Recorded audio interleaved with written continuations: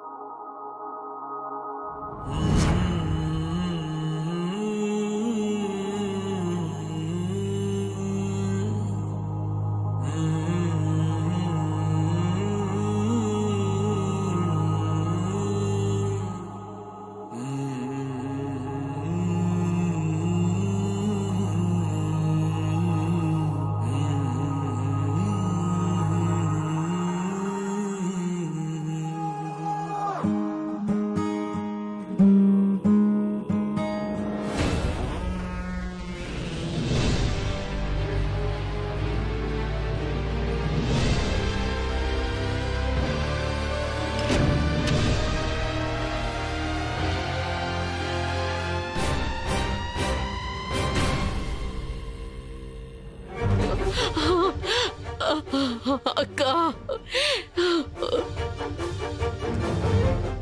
ఎంత పని జరిగిపోయిందక్క. దేవుడు లాంటి బావగారిని, మన ఇంటి ఆడబిడ్డని ఆ దేవుడు తీసుకెళ్ళిపోయాడు. ఆ దేవుడు నీకింత అన్యాయం చేస్తాడని ఊహించలేదక్క, ఊహించలేదు.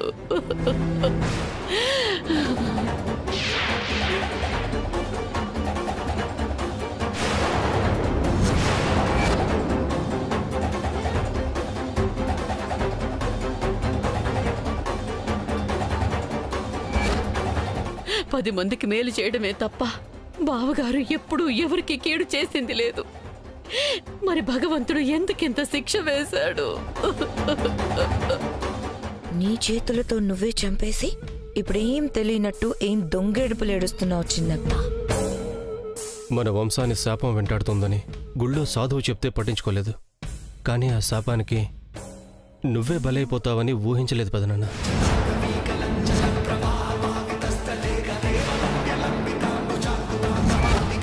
ఆ నగల కోసం దేవుడే నిన్ను మాకు దూరం చేస్తాడని అస్సలు ఊహించలేదు పెదనాన్న. ఆపరా నీ నాటకాలు.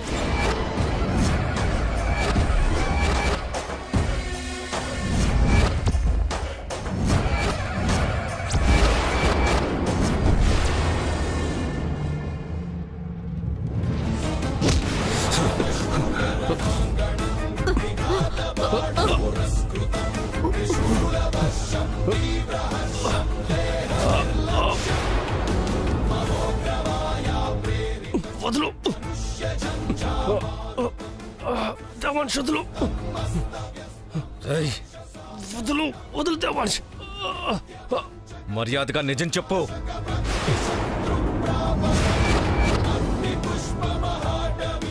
ఏం నిజం దేవాన్ష్? నీ నాటకాలు చాలు, నిజం చెప్పు.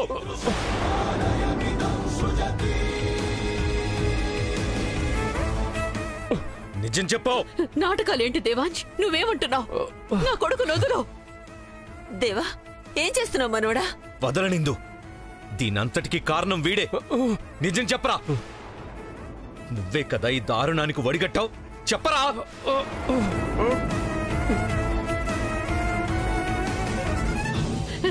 నా బిడ్డ దారుణం చేయడం ఏంటి దేవాంశ్? వదులు. వాడికేం తెలీదు. వీడు అమాయకుడు. అవును, వీడికి ఏమీ తెలీదు, నీకేమీ తెలీదు. ఇద్దరు చాలా అమాయకులు. వదులు దేవాంశ్, వదులు.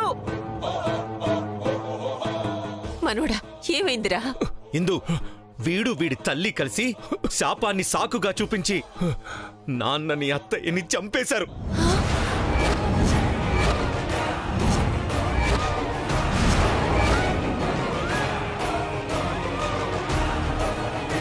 దేవాన్ష్, నేను చెప్పడం ఏంటి?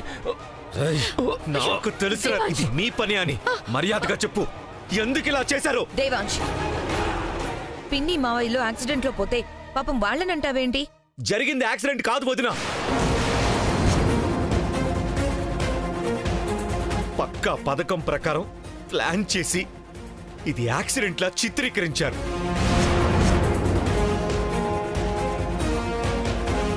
ఆశ్రమానికి వెళ్తున్న అత్తయ్య నాన్నలు నేరుగా ఆశ్రమానికి వెళ్లకుండా మధ్యలో ప్రమాదంలో ఉన్నామని ఫోన్ చేశారు.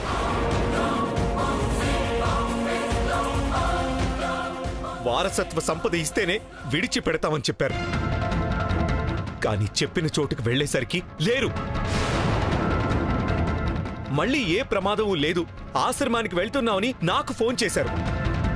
ఏ ప్రమాదం లేకపోతే అలా చెప్పాల్సిన అవసరమేంటి? నగల కోసం వీళ్లే అత్తయ్యని నాన్నని తీసుకెళ్లి దొరికిపోతామనుకునేసరికి నాన్నతో మంచిగా మాట్లాడించారు.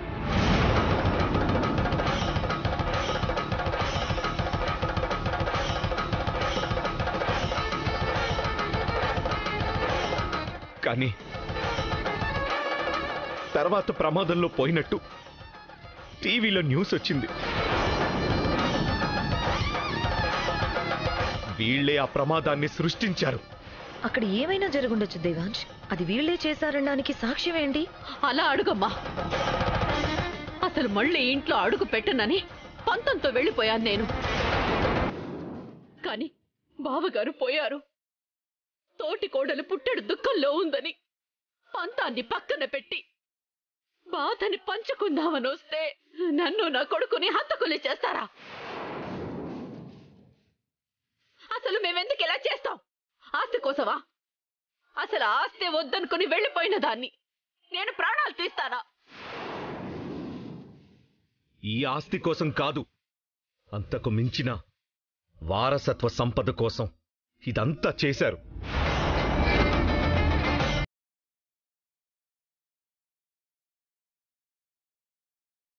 నాకు ఫోన్ చేసి బెదిరించింది మీరు కాదు. గుళ్ళో దేవుడి నగల కోసం నేలమాలిగలోకి మేం వెళ్తే మమ్మల్ని మాయ చేసి ఆ నగల్ని ఎత్తుకుపోయింది మీరు కాదు. ఏమంటున్నావు దేవాంశ్? అవునత్తయ్య, మీరందరూ కంగారు పడతారని, ఆ రోజు దేవుడి నగలు దొరికాయని మీ అందరికీ అబద్ధం చెప్పాం. ఆ నగలు వీళ్ళే దొంగిలించి తర్వాత వారసత్వ సంపద కోసం బావని బెదిరించారు.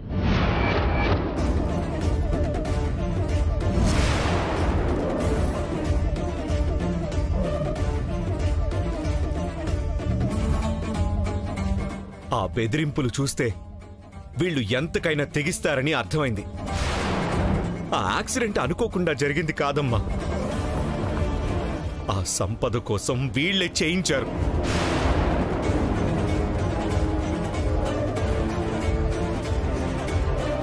ఎంత పనిచేశారు? ఆస్తి కోసం నా బిడ్డల ప్రాణాలు బలి తీసుకుంటారా? అత్తయ్య, దేవాంశ్ అంటే ఏదో ఆవేశంలో మాట్లాడుతున్నాడు అనుకోవచ్చు. మీరు కూడా అలా అంటారేంటి అత్తయ్య? ఆవేశంలో మాట్లాడడం కాదు పిన్ని. ఫోన్ చేసి నగల కోసం మాట్లాడింది నువ్వు. నా ఫోన్లో మొత్తం వాయిస్ రికార్డ్ అయింది. ఇక తప్పించుకోలేరు.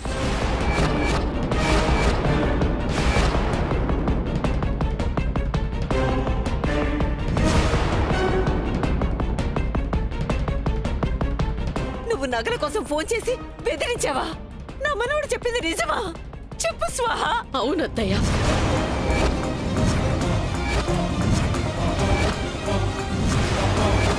నేనే ఫోన్ చేసి బెదిరించాను.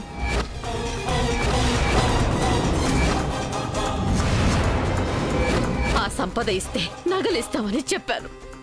నిజమే.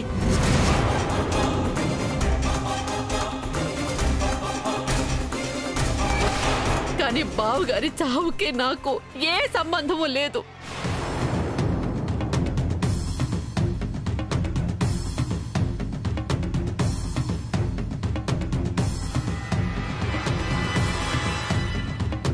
ఇలా ఒప్పేసుకుంటోంది.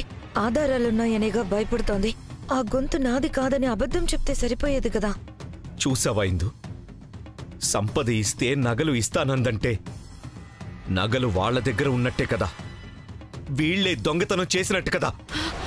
కాదు, ఆ నగలు మేము దొంగతనం చేయలేదు. నా కొడుక్కి కూడా దక్కాల్సిన వారసత్వ సంపద నువ్వొక్కడివే సొంతం చేసుకుంటున్నావని వాటిని బయట పెట్టడం కోసం లేని నగల్ని ఉన్నట్టు అబద్ధం చెప్పా. లేదు పిన్ని, ఇప్పుడు నువ్వు అబద్ధం చెప్తున్నావు.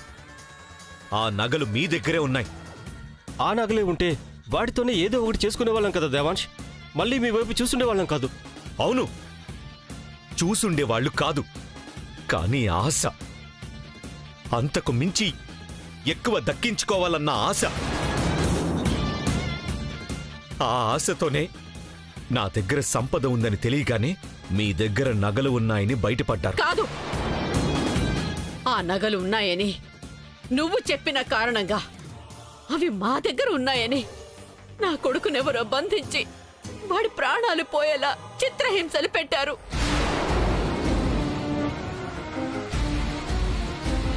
లేని సంపద ఉందని చెప్పి ఈ కుటుంబాన్నంతటినీ ఆపదలోకి నెట్టింది నువ్వు దేవాంశ్.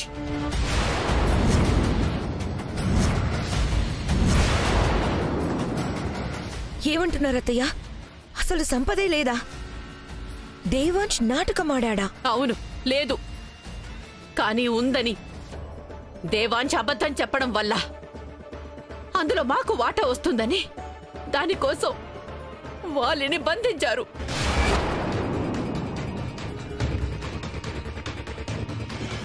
కేవలం నా కొడుకుని విడిపించుకోవడం కోసమే దేవుడి నగలు నా దగ్గర ఉన్నాయని అబద్ధం చెప్పి వారసత్వ సంపద కావాలని అడిగానే తప్ప నిజంగా మా దగ్గర ఏమీ లేవు. మేమెవ్వరిని చంపలేదు. ఇది నిజం, ఇది నిజం.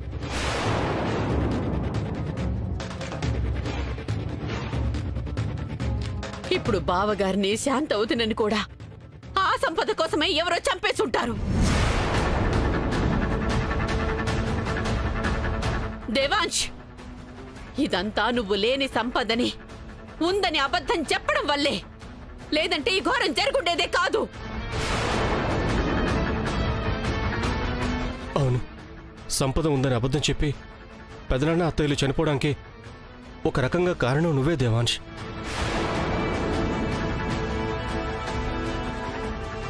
ఏమన్నా? సంపద ఉందని నేను అబద్ధం చెప్పానా? అది అబద్ధమని నాకు వైదేహికి కాకుండా తెలిసిన మూడో వ్యక్తి మా నాన్న. మరి ఈ నిజం మీకెలా తెలిసింది?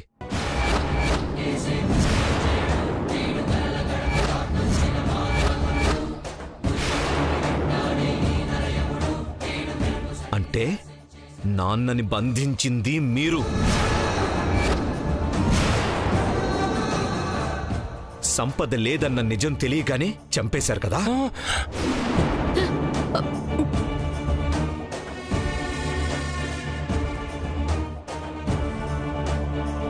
చెప్పరా? అవును, నాకు కూడా ఆయన నిజం చెప్పలేదు. అంటే నా కొడుకు చెప్పేదే నిజం. నువ్వు నా పసుపు కుంకుమను దూరం చేసావా స్వాహ? దూరం చేసావా? దూరం చేసావా?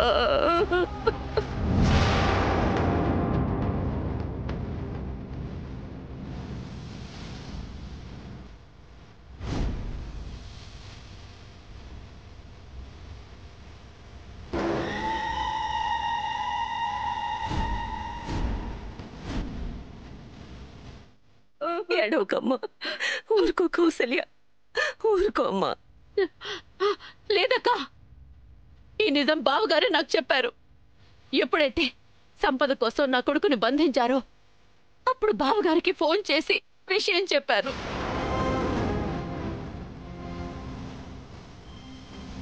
అసలు ఆ సంపద ఉంటే కదా అన్నారు. నాకు అలా తెలిసిందే తప్ప మీరు అనుకుంటున్నట్టు నేను బావగారి ప్రాణాలు తీయలేదక్క. నేనెందుకు చేస్తానక్క? ఆస్తిని ఎలాగూ పంచలేదు, బాధనైనా పంచుకుందామని వస్తే మమ్మల్ని హంతకుల్ని చేస్తారా?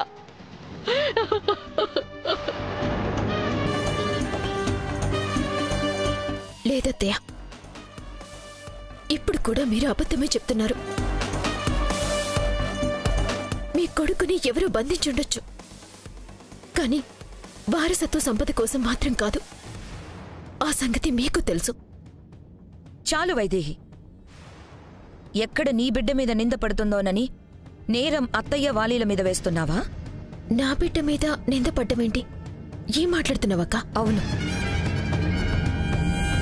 నీ కడుపులో బిడ్డ ఇంట్లో ప్రాణాన్ని బలి తీసుకుంటుందని నిన్న ఆ సోదమ్మ చెప్తుంటే ఏదో సోది చెప్తుందిలే అని నేను పెద్దగా పట్టించుకోలేదు.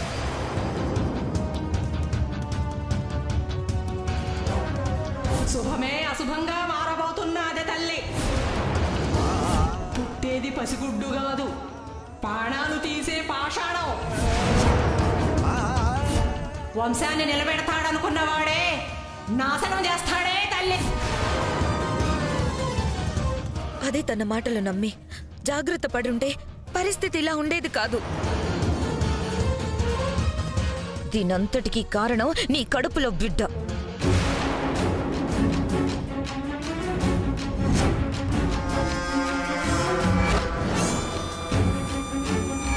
ఏం మాట్లాడుతున్నావక్క? నా బిడ్డ అమ్మని మావయ్యని పొట్టన పెట్టుకుందా? ఎలా మాట్లాడుతున్నావు అసలు? ఉన్నదే మాట్లాడుతున్నాను వైదేహి. ముమ్మాటికి నీ కడుపులో బిడ్డే ఈ ఇంటి దీపాన్ని ఆర్పేసింది.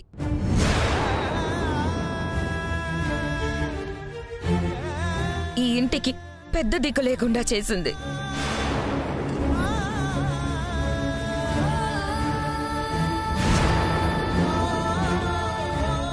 అత్తయ్య నుదుటిన కుంకుమ నేల రాలేలా చేసింది.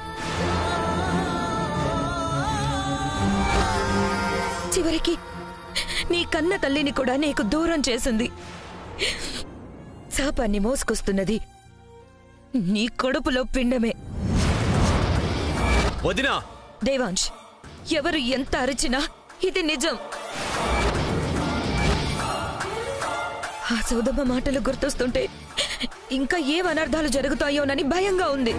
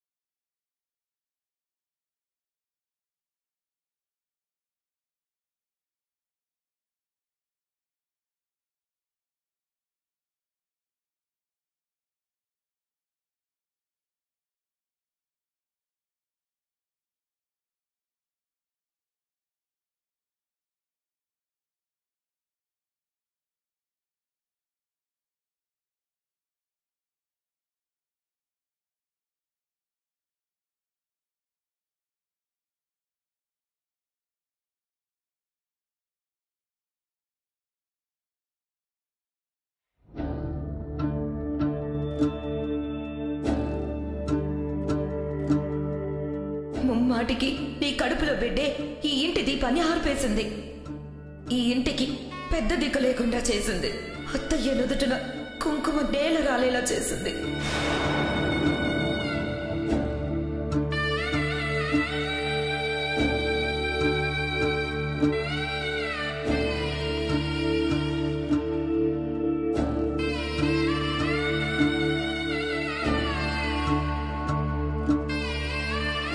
నాన్నని అత్తయ్యని మర్చిపోవడం కష్టమే వైదేహి, అసాధ్యం కూడా.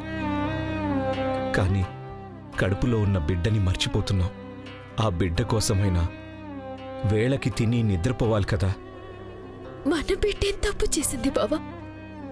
తన మీద నింద వేస్తున్నారేంటి బావా?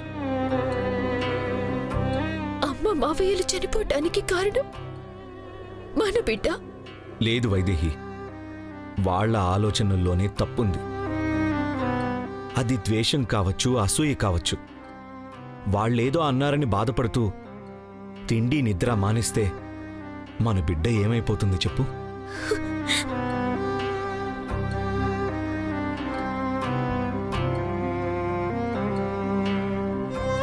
అసలు ఇలా మాట్లాడటానికి వాళ్ళకి మనసులా వస్తుంది బావా? ఈ బిడ్డ మీద మనం ఎన్ని ఆశలు పెట్టుకున్నాం, తర్వాతి తరం రాబోతుందని మావయ్య గారు మురిసిపోయేవారు. ఈ వంశానికి వరమైన మన బిడ్డని శాపమని అంటుంటే గుండె తరుక్కుపోతుంది బాబా. మన బిడ్డని దోషిని చేస్తుంటే మొత్తం గొంతు దిగడం లేదు బాబా. వాళ్ళు అలాగే అంటారు వైదేహి. వాళ్ళకి ఇదొక అవకాశం. ఆ మాటలు పట్టించుకుని నువ్విలాగే బాధపడుతూ ఉంటే మన బిడ్డకి అన్యాయం చేసిన తల్లివవుతావు.